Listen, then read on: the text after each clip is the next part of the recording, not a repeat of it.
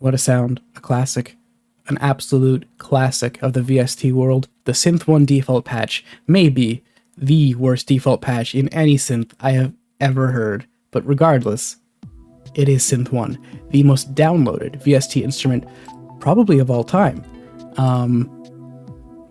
It is a 2-oscillator, virtual analog, big quotes around that one, synthesizer with some other stuff that has kind of been tacked on over the years up until this version released in 2014, after which the developer seemingly abandoned it, but abandoned it in a pretty decent state.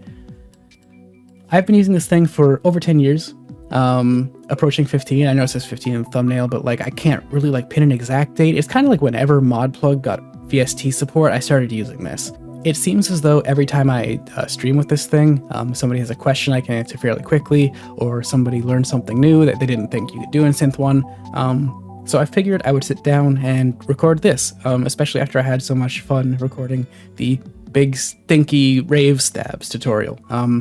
Stop. This is not a synthesis tutorial. I'm assuming that you understand the basics, the bare minimum of subtractive and FM synthesis, especially subtractive synthesis and things like ADSR envelopes. If you do not understand these things, turn back. Honestly, it's not that big a deal if you don't know that stuff. I've got some links down below in the doobly-doo that you could check out about FM synthesis, additive synthesis. I'm just no good at teaching the basics. I'm here to teach you kind of like, you understand those and want to mess with Synth1, get some cool sounds. All right, let's do that. Before we get too deep into things, I just want to give a couple remarks on Synth1 in general, its sound quality, its whatever, okay? This isn't your phase plant, this isn't your paid VST, it has quirks, it has limitations, it's going to probably frustrate you if you come from the world of that. But if you've been in the world of that and you haven't sat down with a simple synthesizer with limitations, you're really missing out in the whole like problem-solving world of things. It's great to have limitations and have to solve a problem with what you're given, and Synth1 is fantastic for that.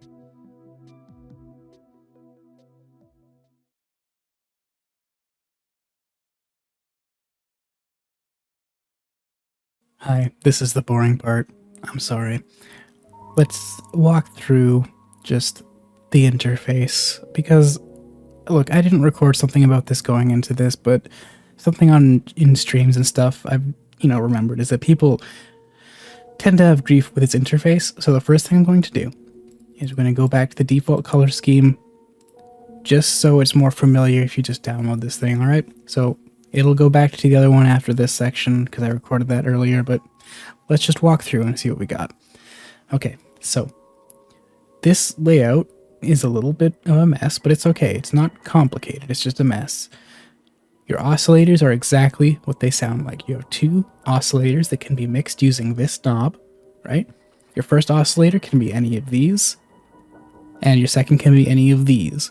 Your first oscillator's pulse, the width of it, which is this, can be changed here. All right. You can detune the first oscillator to give it kind of a unison sound, but it's like a mono unison. So it's more like a classic super saw sound. And you can use FM, and it gets modulated by the second oscillator.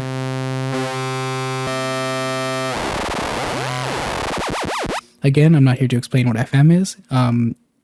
Look in the doobly-doo.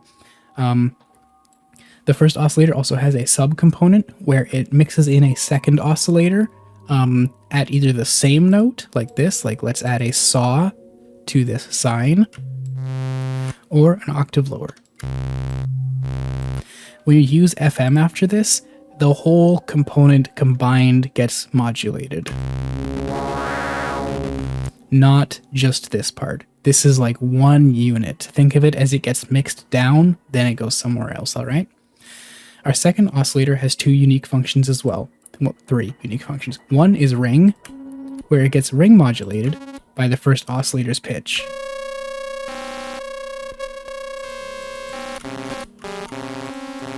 Okay. The other is sync, meaning, well, if you look up like oscillator sync, you'll get a pretty good explanation of it. The long and short is that when you play a note slower or faster, the oscillator goes slower or faster. So what this does is it still like does that, but now when you change the pitch, so the oscillator is getting like longer or shorter, but still being repeated at the same rate.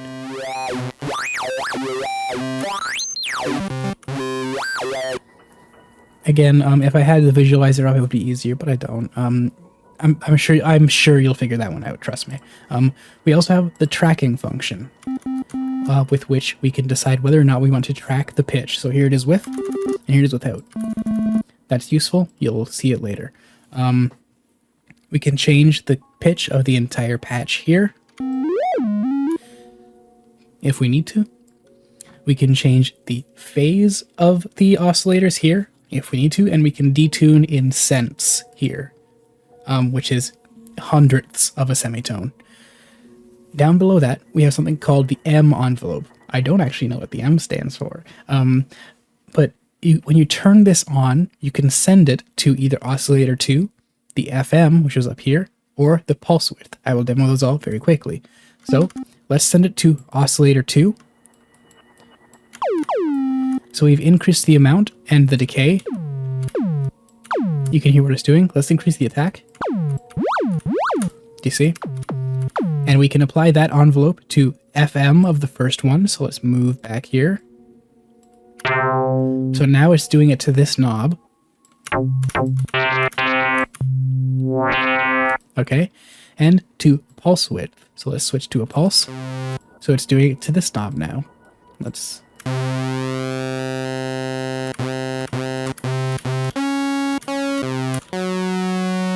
Okay, pretty simple, pretty straightforward. Down here, we have our LFOs. We have a pair of them with a number of different oscillators in them. We only have a ramp down or a saw down, not a saw up, unfortunately, but you're going to learn to live with it. Either of these LFOs can be sent to any number of places, just like we did up here. We were sending this to one of these locations. Down here, we can send these to the oscillator 2 pitch, the oscillator 1 and 2 pitch, but not the oscillator 1 on its own. That's a limitation of this. We can send it to the filter, which is over here, or here, right, one of the two. I don't know which one I sent it to. I think just this one. We can send it to the amp, which is over here. We can send it to the pulse width, which we already looked at. We can send it to the FM, which we already looked at, and panning, which is over here, which is the stereo position of the sound. And we can do that with 2 oscillators, okay? We can have them both active and going to different places using different shapes. So we have like the ramp down. So let me do a quick demo of all these shapes so you can hear what they do to things by sending them to oscillator 1 and 2. Oh, sorry, let me...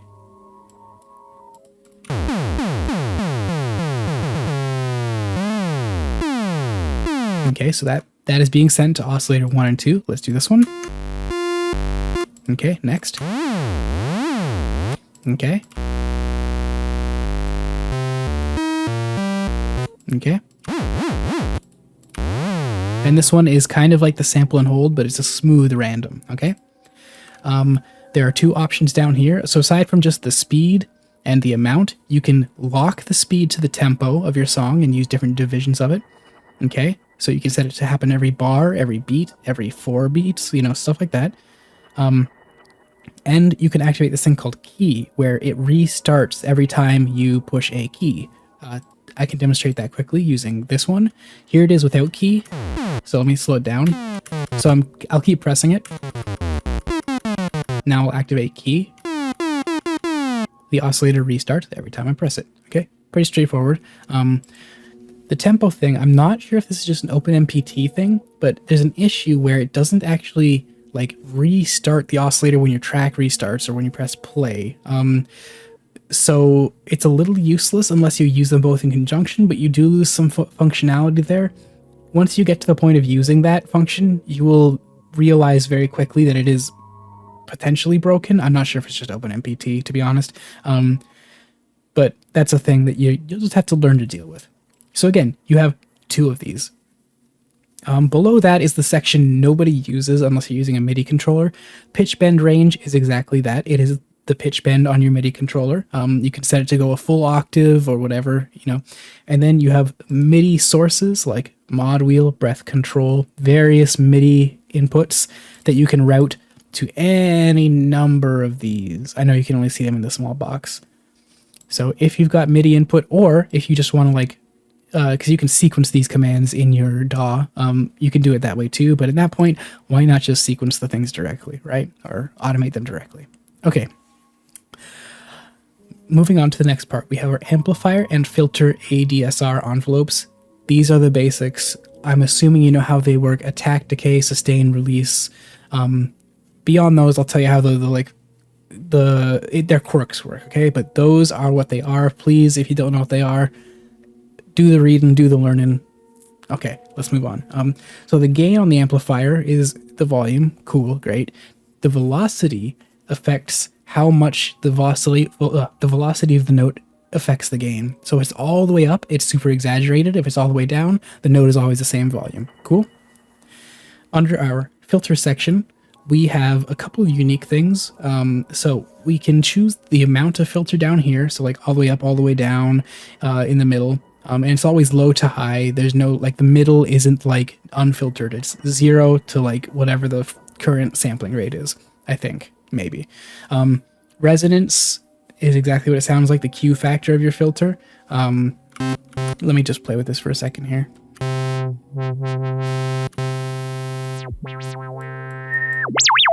All right, do you get it? Okay. Saturation is kind of like a clipping, like soft clipping. Sometimes it sounds like soft clipping, sometimes it sounds like hard clipping. I'm not really even sure.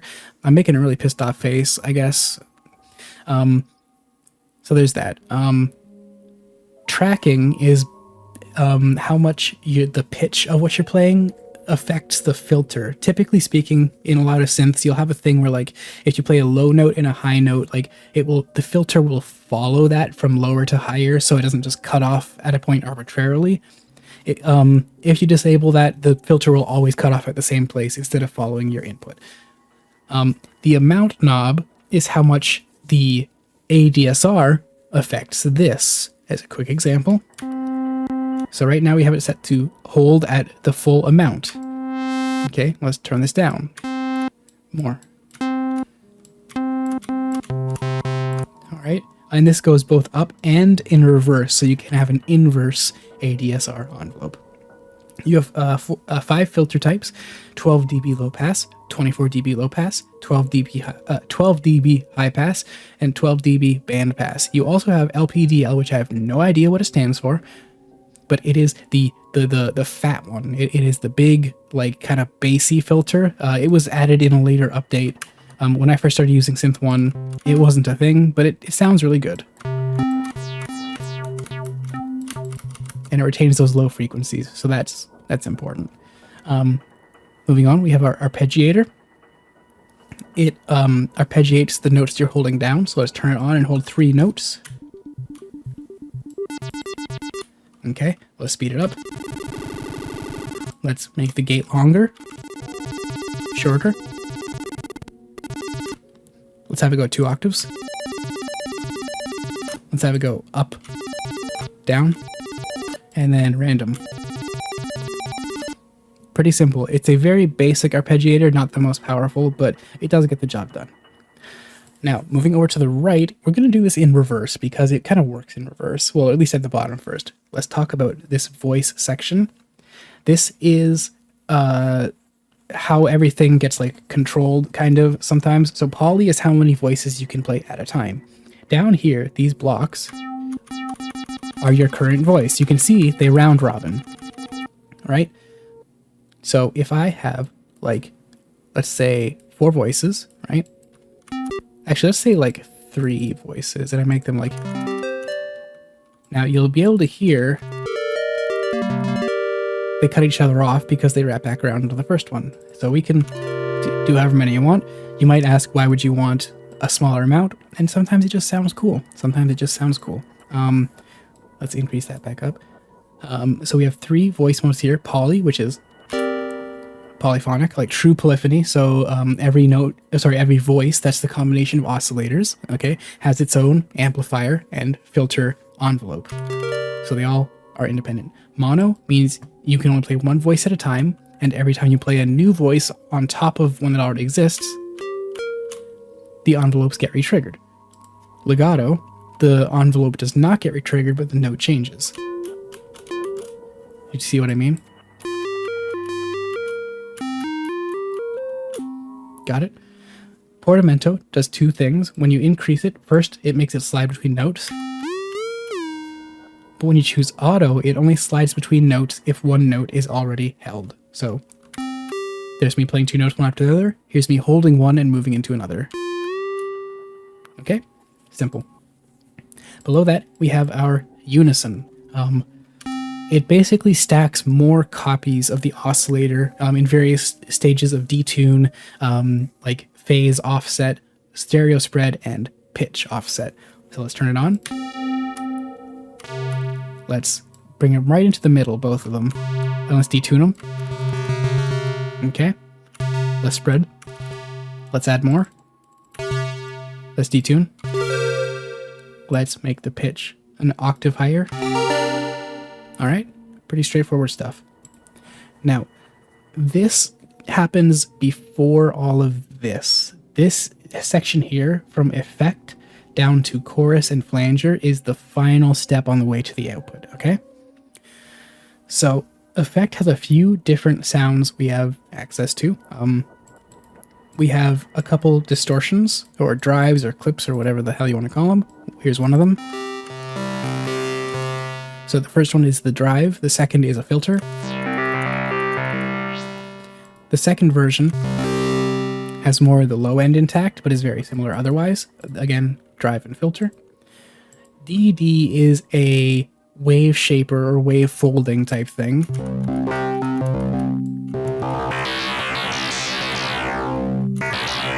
First one is amount, second is filter.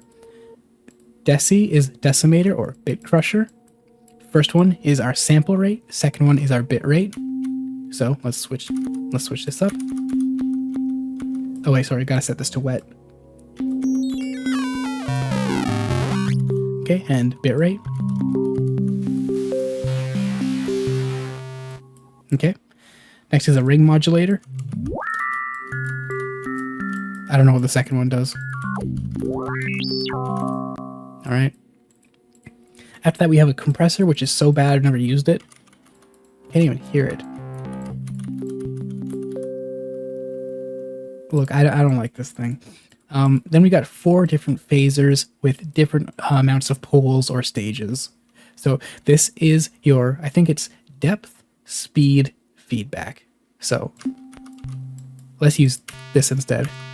So depth, speed, yeah. So there's 1, here's 2, here's 3, and 4. Right? Simple. Below that, we have equalizer / pan. It's a very simple equalizer. You only have one band on it, so you choose the frequency you want to change. Let's say like here, and you want to boost that, right? And Q is how narrow that band is.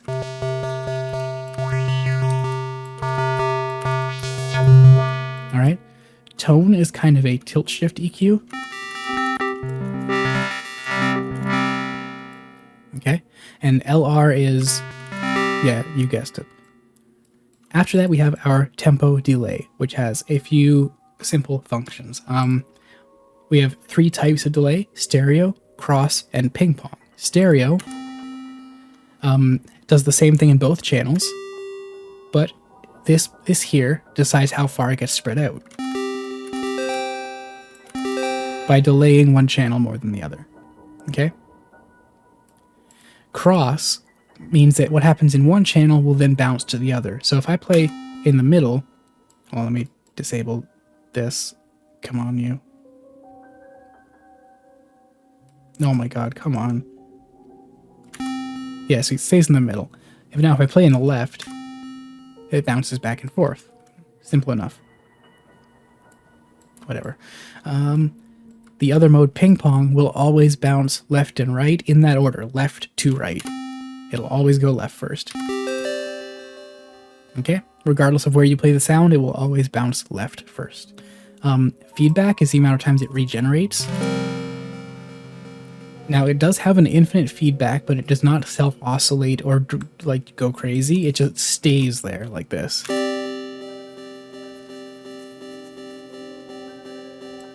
Okay. Tone is the EQ or the filter of the delay, it can go darker. And it can go lighter. Again, simple enough. The time function is always tempo synchronized. There is not a free delay. It's always tempo synced. And it being kind of like an analog-ish delay, like that style of delay, when you change the time division, it will like catch up in that weird goofy way.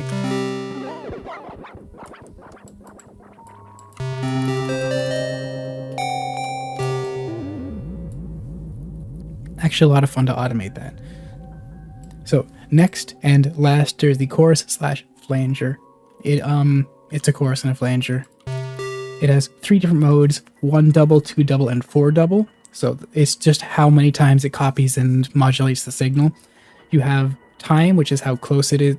I mean, I'm not going to explain a chorus and flanger. I'm sorry. I'm doing my best. Look up choruses and flangers, okay? But the point, trust me, that's not the point here. That's not the point of this one. Look, so we turn up the feedback, we get this very goofy kind of tone, and when we turn down the level, it goes away. When we turn it up, it comes back. There's a catch to Synth1's chorus and flanger. It always, even when set to 0 and turned on, affects the delay. So if we turn on the delay, sounds like that, right? If we turn on the chorus, sounds like nothing. But isn't that unique? Isn't that special?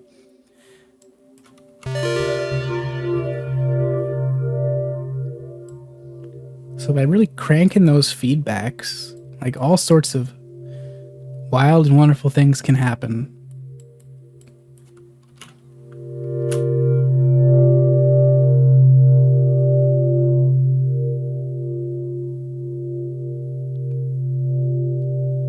All right, that's it. That's the layout. Okay, bye. Here's one of my favorite tricks. I'll show you one right out of the gate. So let's just switch to a basic pulse, and let's turn down the filter. We're gonna set it to LPDL. This is the phat filter. It keeps all the bass sounds. It's nice and juicy. See what I mean? So we're gonna set to that. Gonna get some release. Just something nice and percussive. Check this out. We turn on the delay, and it's going to be set to whatever we want the delay to be. It can be ping pong, so it bounces back and forth. It doesn't really matter. Let's darken it a bit. Turn up the feedback. It's delay. Who cares, right? Let's turn it off. Forget it. We never listened to it. Turn on the chorus. Let's really exaggerate this thing.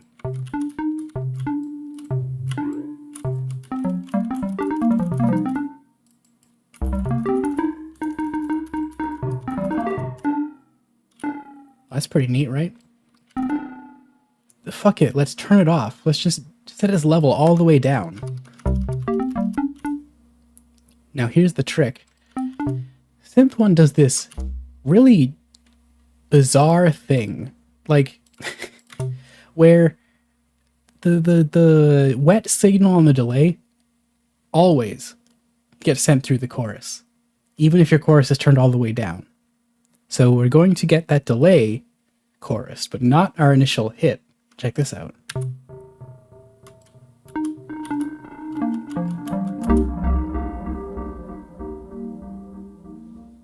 We're almost making a reverb in Synth1 now. So let's turn down our delay time. Let's set it to stereo so we can just like fan it out to the left and right with some spread.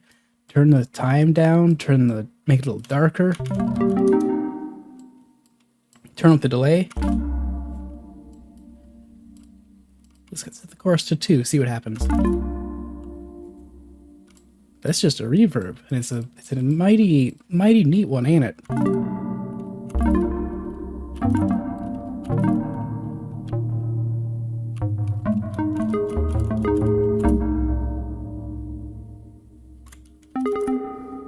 So that's a cool trick.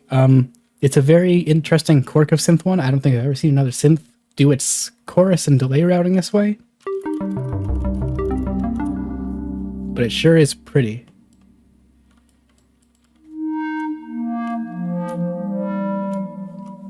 Let's set this to be monophonic, no legato. And turn on some portamento so we can really...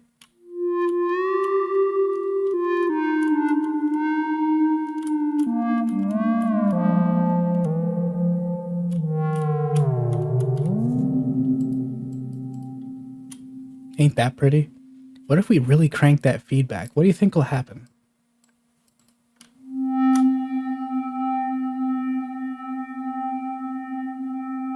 Now, Synth1's delay feedback is infinite, but it is not self-oscillating. It won't keep adding to itself. This might. The chorus might. That might kill us. Let's turn it all the way up. Let's move on to another trick. There are so many tricks. Hopefully you pick something up by me aimlessly poking at this thing. No lie, I've recorded this like 4 times now, trying to figure out what to show you and how to show you it. A script wouldn't help, by the way. I'm just a terrible teacher. So we're just going to keep poking around. Let's talk about Synth1's FM. It's FM. It's pretty basic. So let's switch to a sine wave. Open our filter up. And turn up that FM.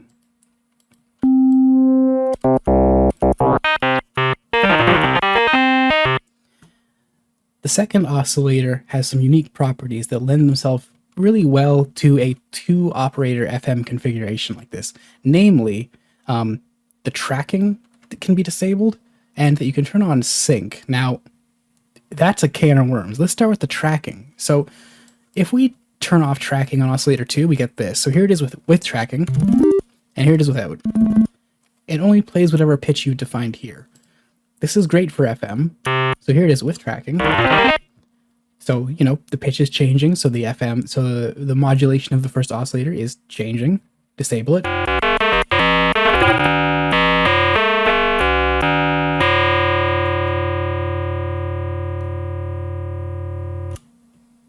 Now, that doesn't sound particularly useful. I know. Let's turn the FM all the way down. All right, so down here we've got M envelope. I'm not sure what M stands for, but it's an attack and decay envelope, no sustain, no release, that we can choose to apply to either oscillator 2's pitch, the amount of FM, or the pulse width of either operator. Now, this is the secret sauce, FM. So we're going to turn it on. We're going to increase the amount. Interesting. Well, that's a sound. Let's turn down our sustain.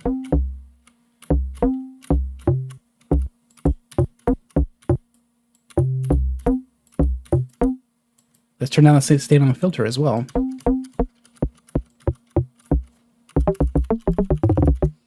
Some very cool percussion.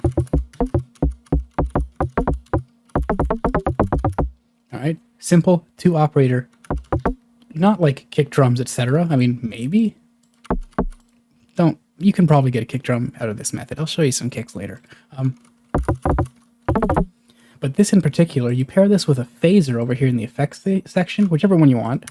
Let's turn up the feedback.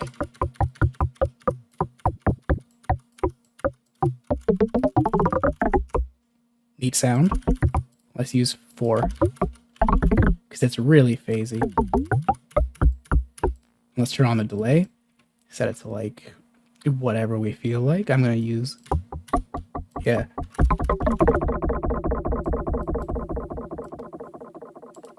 Now I'm just going to go in sequence a little bit over here. You won't be able to see it. I'm just punching some notes into OpenMPT.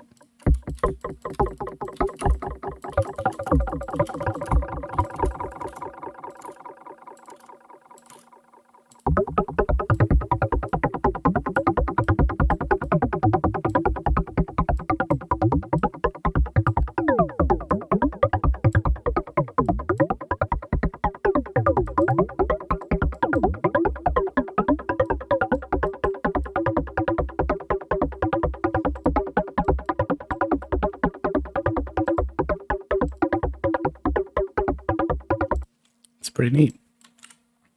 We didn't change the pitch of this second operator. We're still operating at like the neutral pitch. So let's like change that while we're listening to that, see what effects we get. Again, not tracking the pitch. We're just going to change it manually.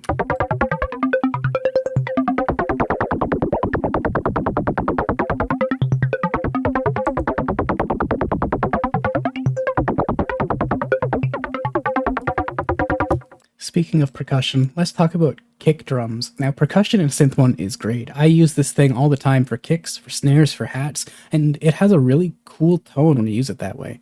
The way I approach kicks is using the second oscillator, so we're going to mix all the way to that one, because our second oscillator has this envelope. Now, this means we can't use a sine for our kicks, which is a-okay. We can use the triangle. We're going to use the triangle wave. We're going to set our envelope to oscillator 2, and we're going to increase the amount, and we're going to play a low note, of course. So right now we're just focusing on that attack, get it nice and punchy.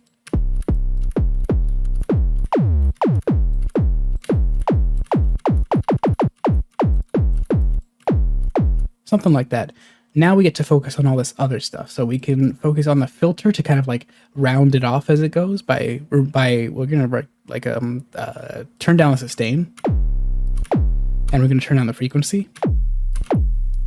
We're getting somewhere.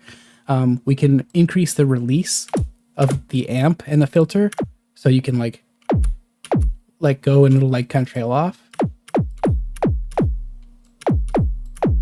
I like to keep it slow, so you like play as much as you want and then let go. The LPDL filter will get you this really nice, I don't know, juicy tone. So increase your resonance a bit if you want that click to come through. See how we're getting this kind of like, this is a hard sound to describe, but it's almost like it's saturating the upper end of it. And speaking of saturation, we can now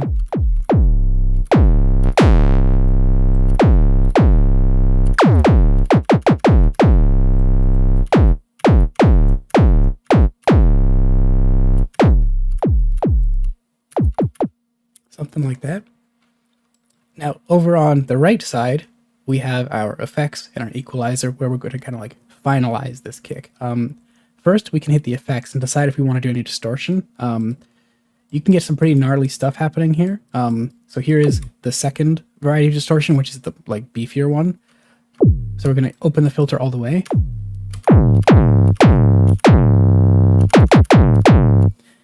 Now you may notice we've lost some of those like really, really deep low ends sounds, so we can kind of like bring our filter, our equalizer down to our low frequencies and bring those back up. We're going to increase our Q factor, so we only do the lower ones.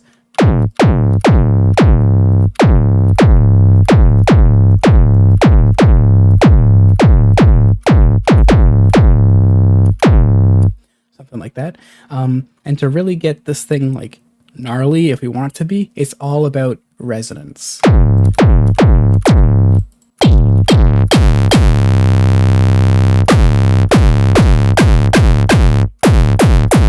So what about snares? What about snares and claps and things like that? We're missing certain components that would typically be used in a lot of these, like more complex envelopes, especially for claps and things like that. But let's try anyways, because trying is a load of fun. So we have noise on our second oscillator that's available to us there, and we have these on our first. We can kind of pick any of these. I'm going to use the sine wave. So we're going to run into like a small problem. It's a very small problem, and that small problem is that our first oscillator lacks the ability to have an envelope sent to it aside from the LFO. So we can't send this really specialized bonus envelope over to the pitch of the first oscillator. So we can't have it like quickly decreasing pitch like sine wave or something. But we can do some other cool stuff. So let's make a snap clap and whatever the hell. So we're going to start with not this. We're going to move to oscillator 2, noise. So this is the foundation of our sound. This is what we're really going to focus in on for a little bit. You can use any of these filters. The band pass is really, really, really useful for this. So let's sweep around a little bit and see what sounds we can find. By increasing the resonance, you get a more hollow, like, well, resonant sound, which is what you want for snares, claps, etc.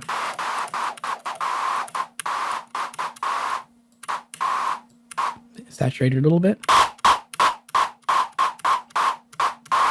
Okay, let's turn off the sustain on the amplifier. That's almost a sound already, right? We're not done yet. Let's bring our first oscillator back in. It's just a goofy sine now with a filter. Let's bring in the FM.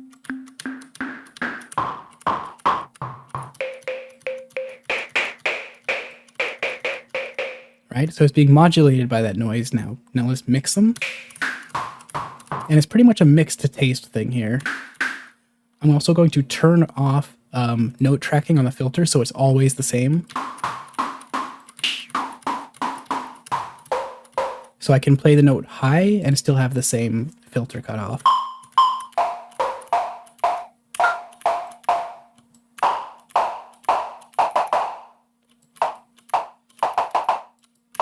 That sounds pretty neat. Now, here's a cool thing. We've got this tiny little rinky-dink sound. Say sometimes we want it to be longer. If we increase the release and we cut off that note really quickly when we play it, we get that. So we can play it like this by holding it. And then when we want like a longer note, we just play it for like, we just cut it off like as soon as we push it. So our next stop, let's turn on the saturation a bit actually.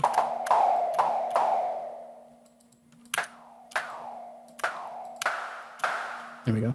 Our next stop is going to be the EQ because we want to accent the snappy and woody part of this, which is usually around like 300, 200, 400, around there. So let's go and scope that out.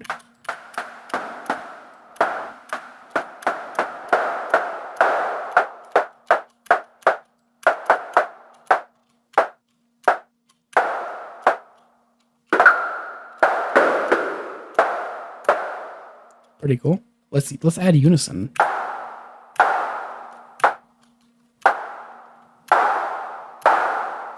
Pretty neat. Let's split them apart pitch-wise so we get like two different pitches of that sine wave against the noise.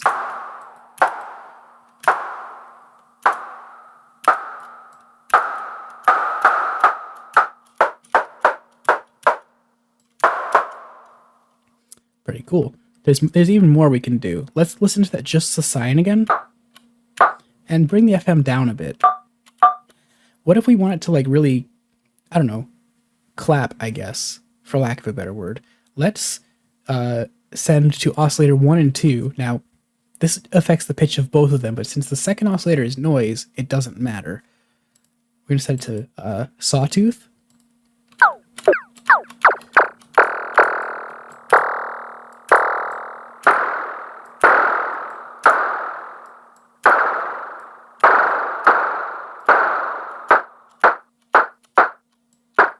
Hear how we have that like sound now?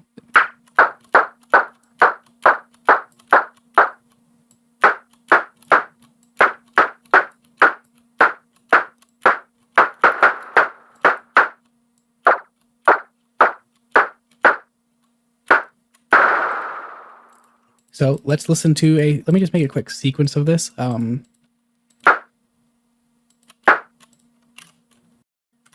let me also make sure that, oh, sorry, Synth1 totally disappeared. Fuck, hold on. Come back, Synth1. Where'd you go? Where'd you go, buddy? There it is. So let's also look down here. So we are velocity tracking the filter. So if we play this more quietly, we're going to get like variations in it. I also like to, in the amplifier, turn down this velocity sensitivity a bit.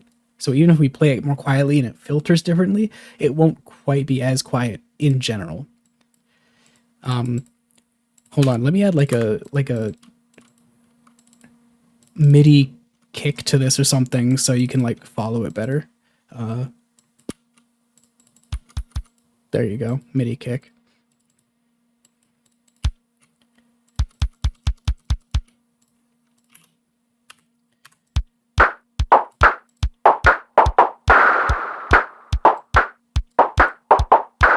I don't know why it's like late. Oh, it's because okay, I see. There we go.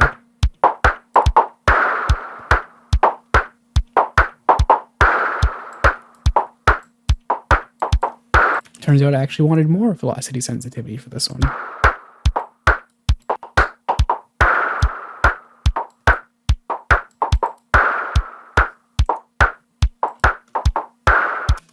So yeah, pretty cool. You could pair this with another patch doing like more pure white noise on top to really get that shimmery texture going on. But there's a pretty basic like clap snare thing. That's generally the sound I find Synth1 excels at in terms of like high-end percussion.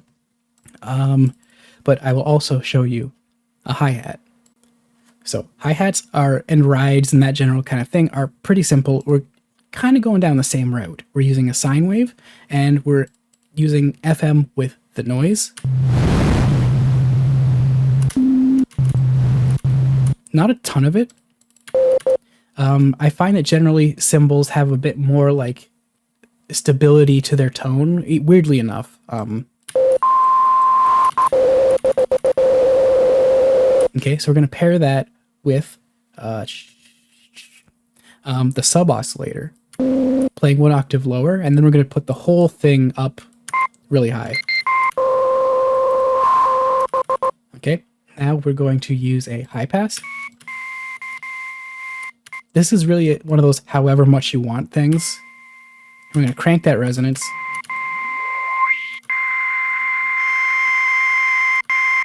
We need more FM.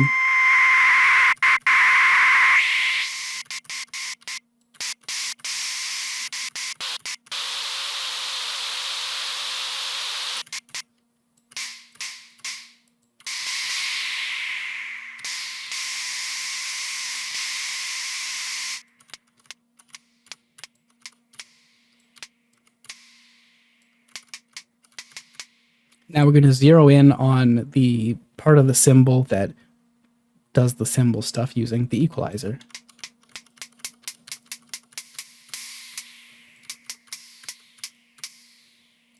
Let me fix this frequency thing. Okay.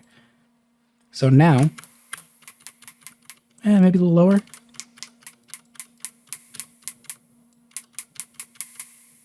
You know, in and around there. We're going to set it to be monophonic, so we can only play one at a time.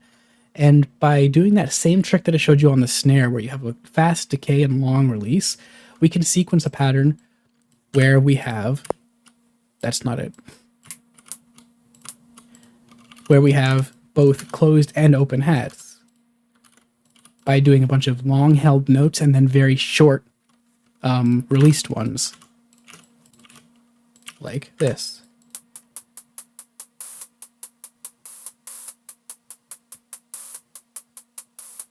Now we can tune it to, you know, our taste.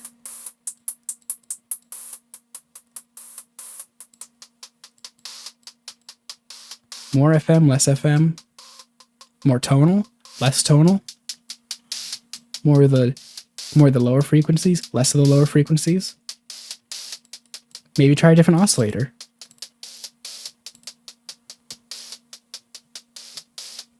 Let's talk about the talk bass I use pretty frequently. It's real easy and it works every time. It's always good. It's always a good choice. We're going to use the saw wave oscillator and we're going to set this filter type LPDL.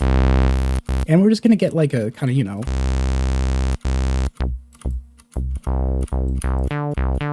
something like that. Nice and resonant. And we're going to play it low. Next, on our LFO, we're going to use sample and hold, speed all the way down, send it to the filter, and set it to activate every time you press a key.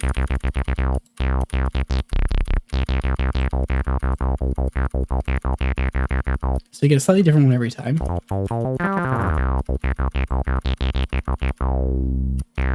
Next, we're going to switch to legato mode and auto portamento, so we can play different notes far away from each other without them sliding. So we can play like this, or we can play like that and have them slide.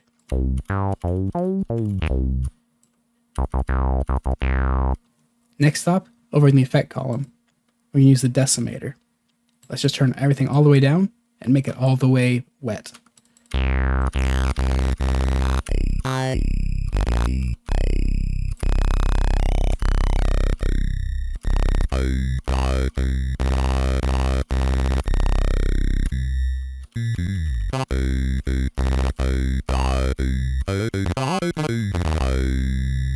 So now you just tune this to taste. You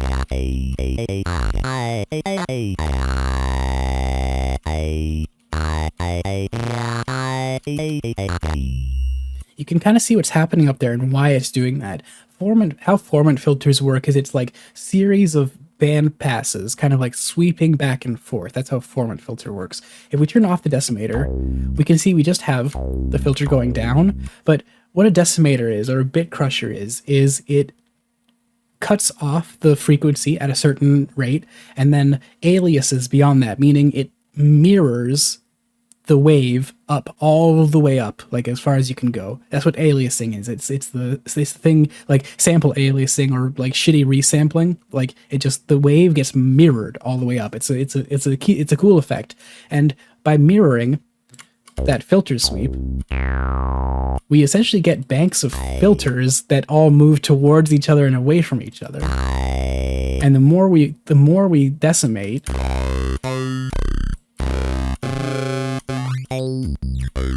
the further down the waveform they go.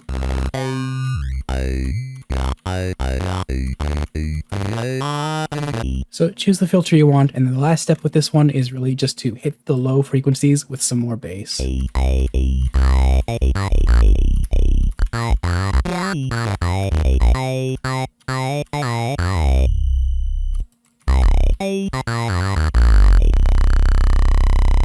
Let's talk more about some stinky bass. Here's a bass sound that I use like all the time. You can probably do this in just about anything, but Synth1 is like signal flow, really plays nice with this one in a gross way. So first you need a low oscillator like your bass. That's it. Let's add a little bit of filter. Let's turn the frequency all the way down and the filter amount all the way up. So we get like a swell like that. You probably can't hear it. That's fine. Next step is we need our second oscillator. I'm going to use a square wave.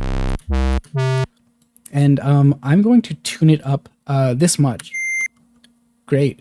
So now we're going to go back to the other one. Come in just so we can hear it a bit. All right. Let's turn on saturation a little bit. You can see where I'm going with this, right?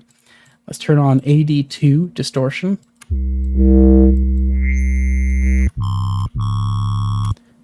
On our equalizer, let's oomph up our low frequencies that we lose using that distortion.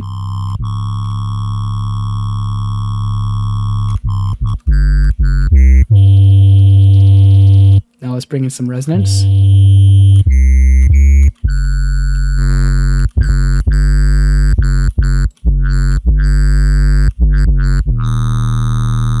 Now we mix the taste.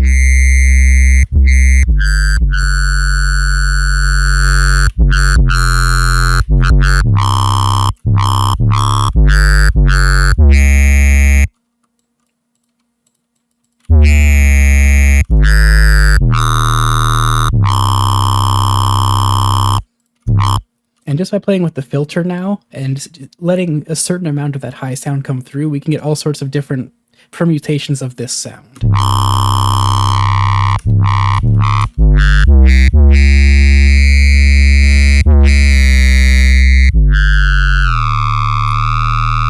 And we can change the pitch of that second oscillator. Since our bass fundamental is so loud and like just like the other one has to almost fight to come through, the bass fundamental really kind of guides how we hear the other one regardless of how it's tuned.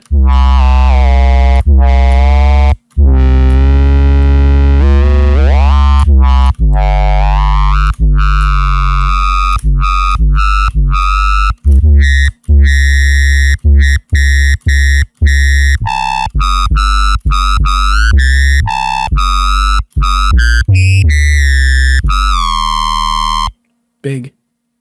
And of course there are just so many like general tones that you can just get really quickly with Synth1 because its interface is fast, it's low CPU use, it just works. Like you need a fucking reece for your jungle? Sure, grab a saw, grab another saw, detune it. Yeah, nice. Let's give it a little bit of a filter so it has like that, you know, the jungle sound.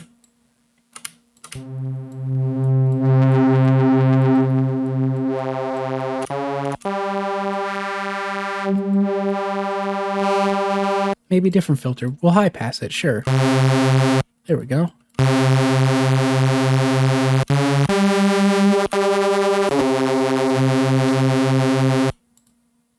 Let's send an LFO to the high pass.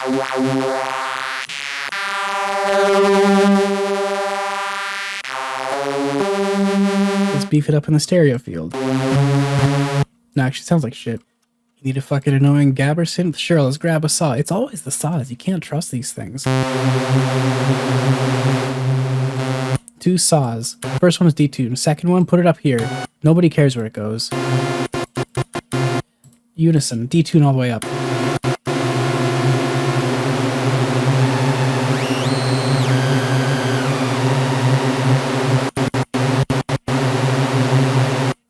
We're gonna find the annoying part in the equalizer.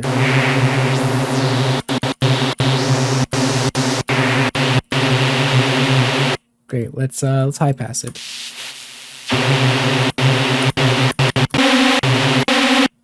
Put some delay on it. Portamento.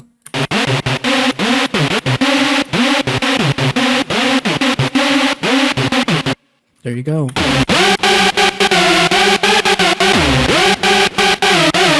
You need some acid? You need some acid? Fucking... Of course Synth1's got you covered, because they added this LPDL filter I keep talking about in one of the updates at some point. Go to a saw, or a square, a pulse, whatever you want to fucking call it. I don't care. You just turn your frequency down, turn your resonance up, turn your sustain down. Decide how much you want. Crank that saturation. All right, cool. Now let's put this random thing on the filter.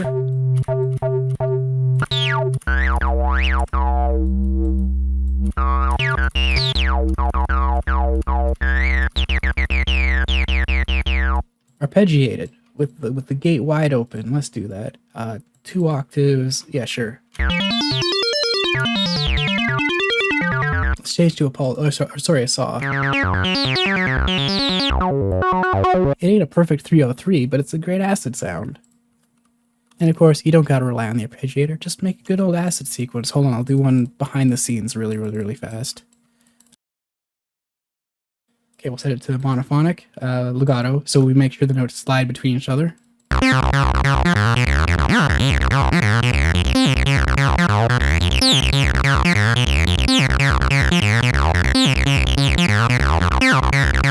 Let's send another LFO to the filter, a slower one.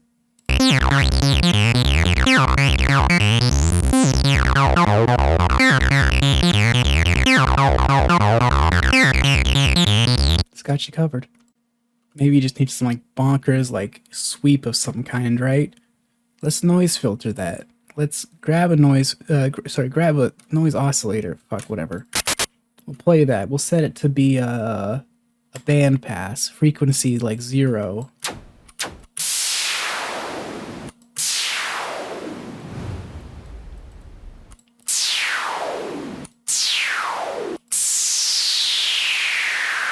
So like that's fine, but that's like boring, right? Okay, first off, unison, spread it out. Now we're getting somewhere. Let's pan it. Send one of the LFOs to the panning.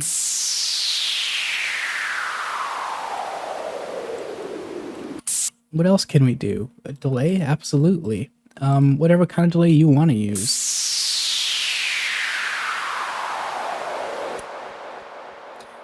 Chorus? Absolutely, but let's use the delay trick we talked about earlier, where we turn on the chorus and make it really big, but make it only affect the delay by turning it all the way to 0.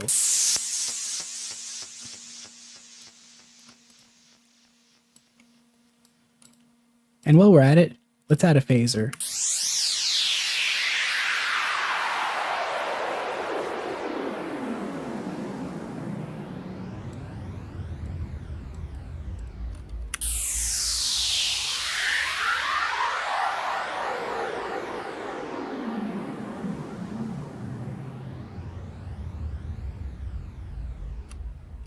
That's pretty neat. But what if we use like an oscillator instead? Like, like a square, but that doesn't sound right. So let's use this as well. We're using everything for this one. We're going to use this special little envelope on this guy. We're going to send it to oscillator 2. Pretty high, delay all the way up.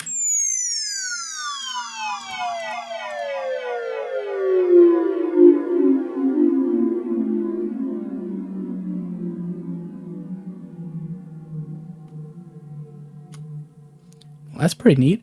But what if we go over to the first oscillator, use the sine wave, and turn up the FM?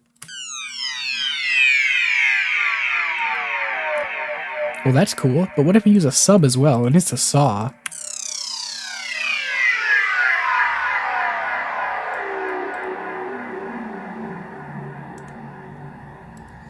Let's play them both at the same time. Let's blend them.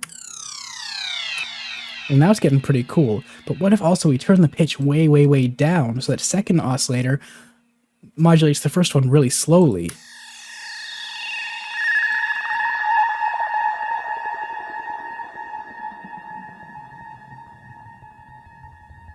Eh? Now let's turn this off so you can hear what's happening over there.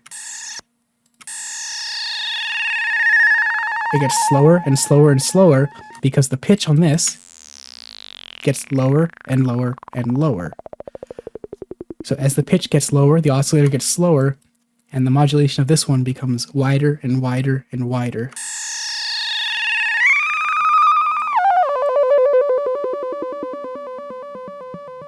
And you hear how it's moving between two tones? What if we want to do like a laser noise? We use the saw because it's constantly moving down.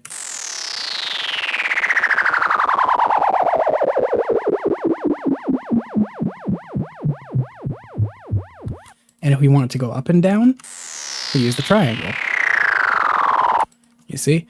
There's a lot of stuff you can do. You can make a lot of stuff happen. Let's make the filter a little less intense.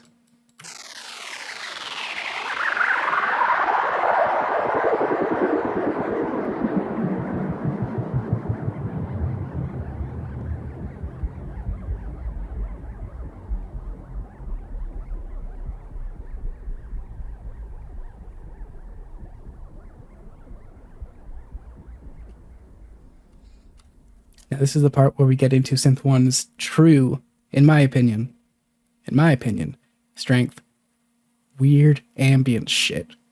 Now, when you think ambience, you think tons of cross modulation. You think like layers and layers of reverb and various effects. Synth1 is pretty stripped back in both of those regards, but you can do so much to create just like phenomenally interesting synth ambience. Let's mess with some of that. Let's start with a sine wave, keep things simple. First, let's make a kind of like pretty wash of sound by adding some attack and a ton of release.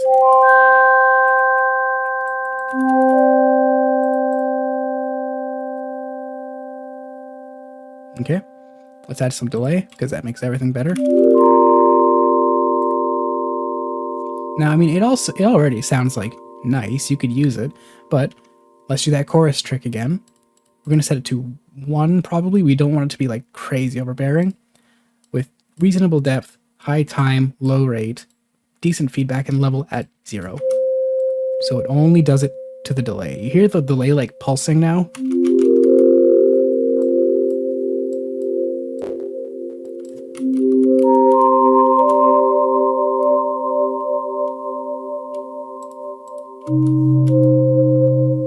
Oops, sorry, I closed the window again. Professional here.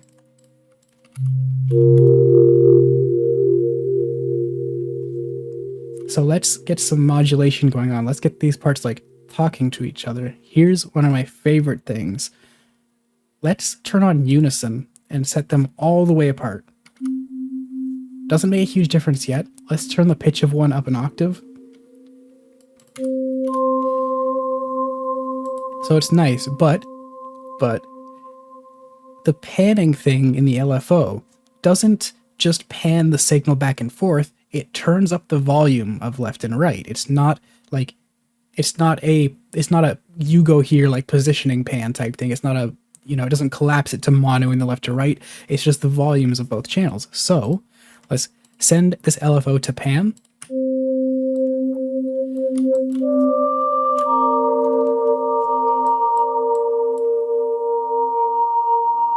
So high, low, high.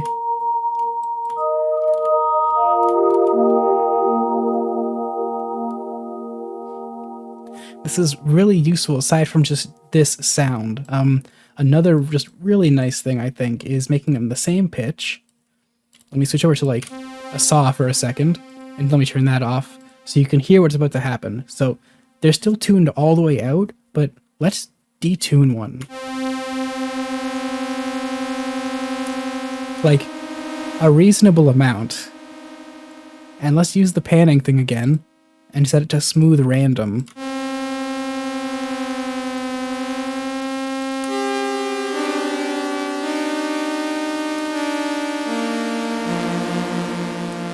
Now we bring back the delay and we're going to set it to cross mode so these can talk to each other a little bit.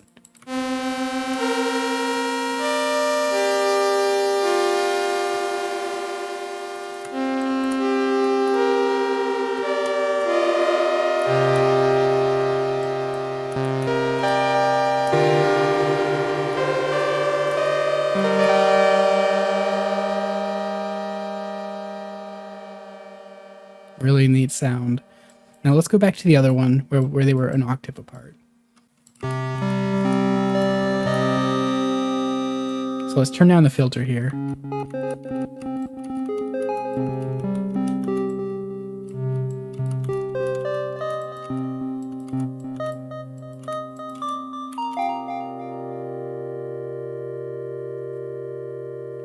So I'm still doing this thing. By turning the release way up and by making the filter release more quickly, but turning our frequency down, you know, so we start with that pluck and we have this long bed going after, but because it's filtered low, it sounds like almost more like sine waves carrying on what we just played long after the fact. Now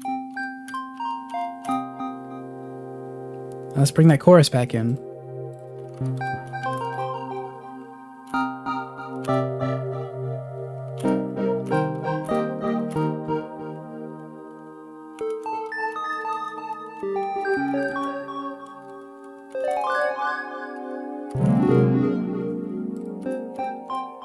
Let's get it even more plucky. So we want to turn down our sustain.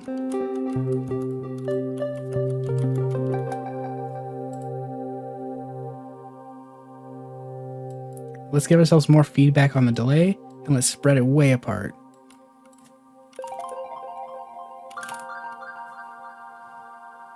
Where can we go from here? Everywhere. There's so much more we can do with this patch. I would love to bring in some noise on the second oscillator as the FM. Do you hear like wind now? Listen.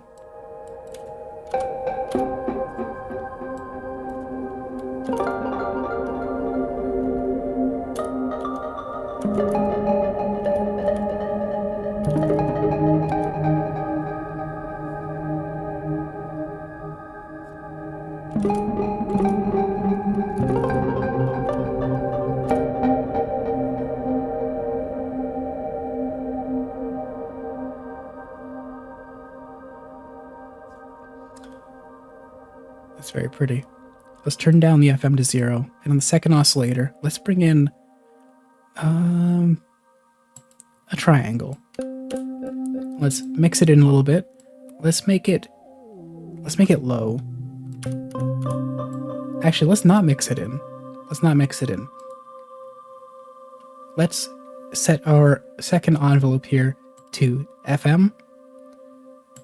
So we're going to use this low triangle to frequency modulate this nice plucked pulse, which will sound weird at first. Let's exaggerate it. It's a little intense, right? But let's turn this down.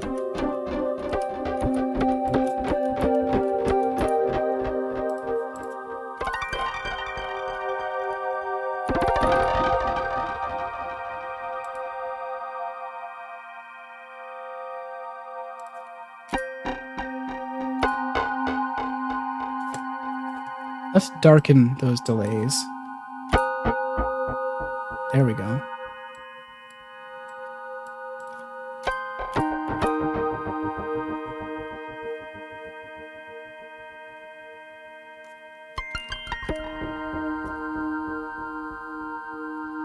What else could we possibly do, right? There's still so much we could do. This like sound up here, it's a pulse wave, so why don't we modulate the pulse width using this free LFO? Now it has this like just huge unison sound because it's moving between that narrow and full pulse.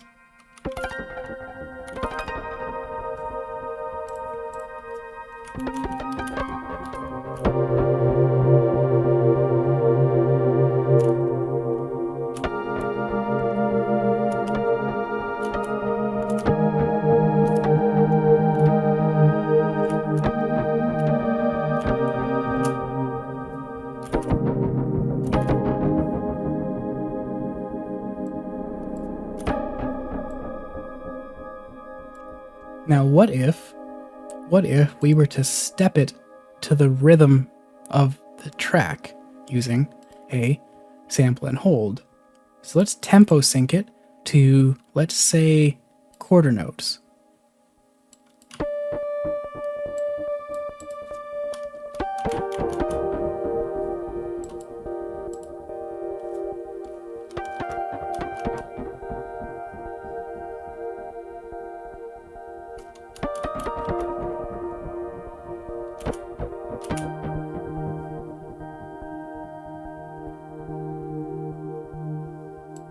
Let's speed it up.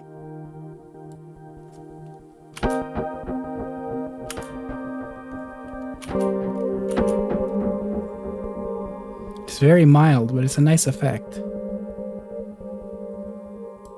What if we were to do this with the filter?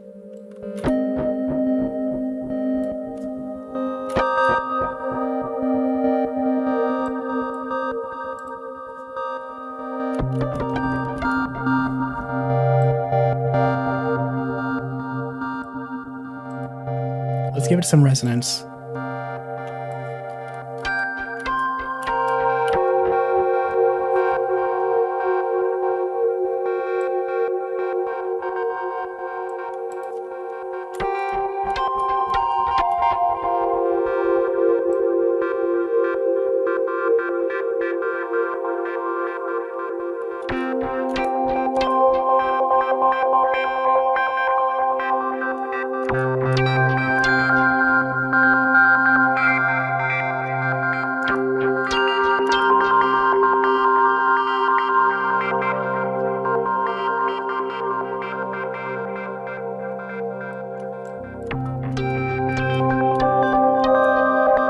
Just brought in a sub oscillator there.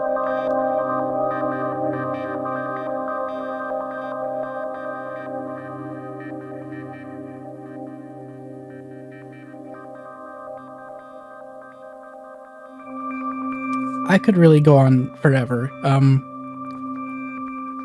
The limitations that I'm given in this synth, where I can't just keep adding more, where I'm just boxed in like this, has consistently, for the past decade plus, had me thinking about ways around the issue and thinking, well, if I can't just do more,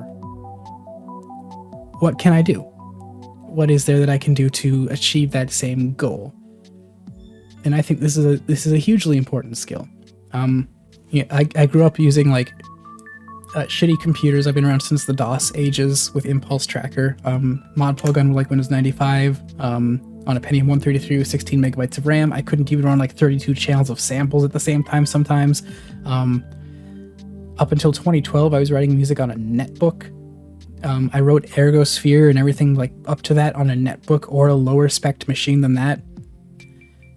So yeah, Synth1 has been like a godsend in terms of like, you know, when VSTs came along, because I was doing music before that as well. Like when VSTs came along and you could run a synth, it's like, oh, you need one that can run on a fucking toaster. Here's Synth1.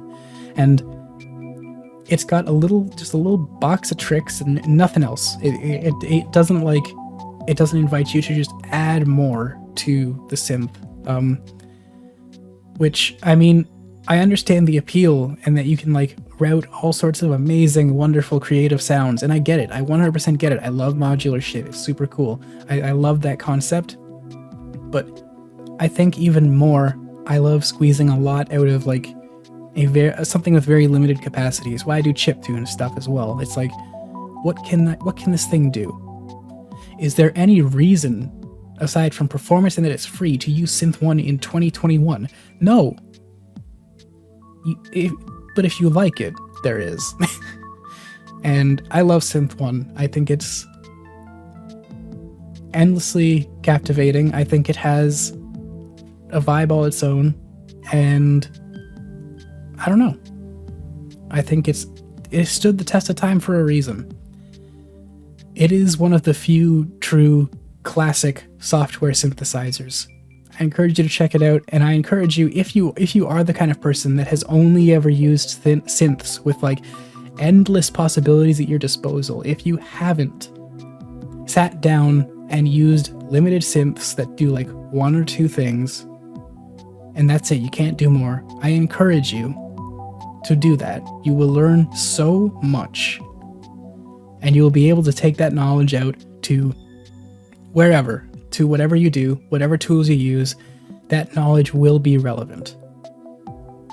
So stretch your brain a little by putting it in a tiny box.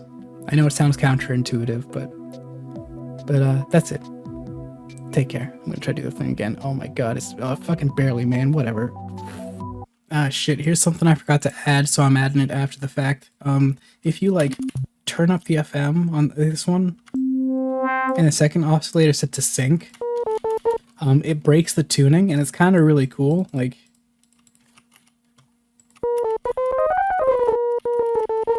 I'm playing C, C sharp, D, D sharp.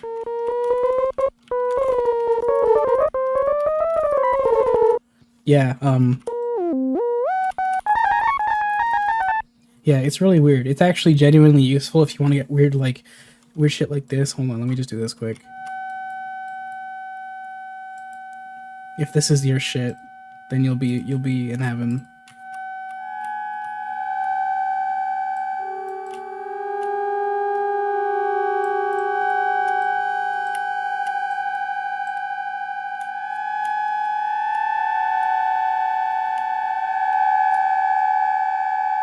So if you like those kind of tones, yeah, that's how you do it. Okay, bye.